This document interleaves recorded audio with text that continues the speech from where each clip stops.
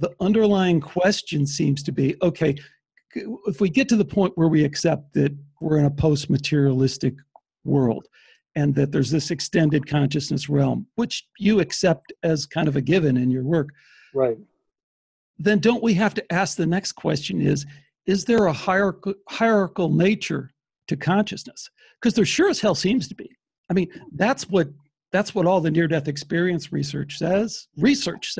That's what the past lives research says. That's what the medium research says. It says there's a hierarchical structure to consciousness. If there is, then I think this question that I just teed up, is religion moral? Is God moral? And your reluctance to connect the moral and the mystical, I don't know. I want to throw that on the table. And in the spirit of having a good debate with you, Jeff, because as you know, as we said, I so respect what you're bringing to this conversation, but I got to push you a little bit because these are the things that I care about. And because we need to model, I think, that there needs to be a dialogue that isn't always two people patting each other on the back and agreeing about everything. Oh, that's fine. I think it's a great question, Alex. We can address it. Please go ahead. Well, so you're referring to one of there's 20 what I call gnomons, and these are like little short phrases that summarize basically the different ideas in the book. And one of the early ones is a connection between the mystical and the moral. And that's a very complex statement. But what I mean by that is sometimes people have profound, life-changing religious experiences in situations which are dangerous or deadly or traumatic, and that sometimes deeply charismatic spiritual teachers who can change people instantly with a touch or a look can also engage in sexually abusive, physically abusive behaviors. And what I've seen over the years is people who want to say that it's all either pure light and happiness and love, or it's all nonsense. It's not real. And what I'm trying to plead for is actually it's messier than that. And sometimes we can have profound religious experiences in amoral or even immoral situations. And it's just an observation I'm making. It's not a moral claim that Jeff Kripal's making. I consider myself to be very concerned about moral issues. I'm a social persona. I'm a citizen. I'm a family member like the rest of us.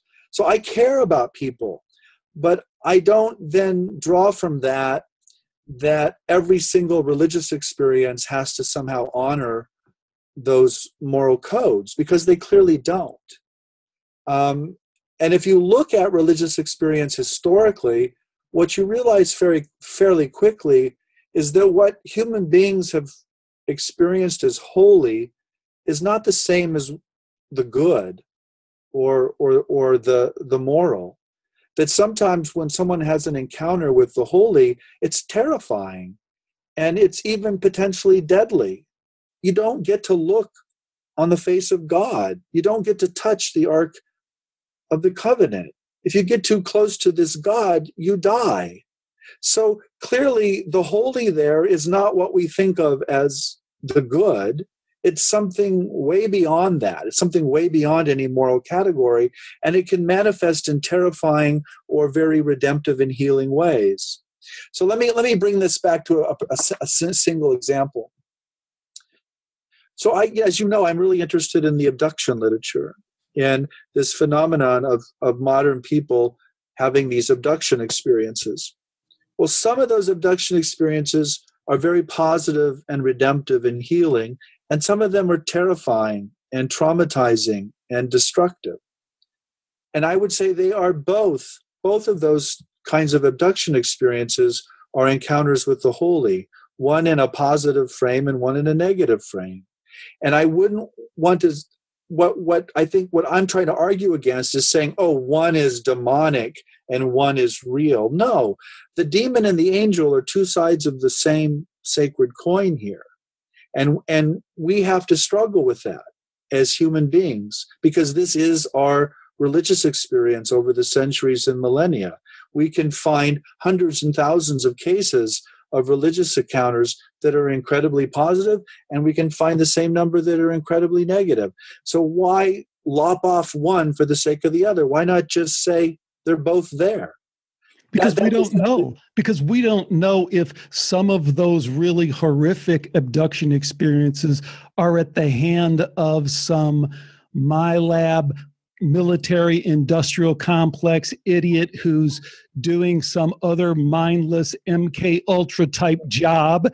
And then there's a whole other set of them that truly are spiritually transformative because that was the intent of the people behind them. We don't know. So just in the same way that we can't apply, the filter that you just kind of criticized, we can't apply your filter either because we don't know what the nature of those things. Well, but we know that any religious experience before 1920, or just pick your date, had nothing to do with an MK Ultra lab or any intelligence service. I mean, you can see these patterns as far as you want to go back in time. I mean, these are deep historical patterns. I don't buy your critique there. I mean, I think these are ancient, and they say something about our own humanity and how it interacts with whatever that is that we're interacting with.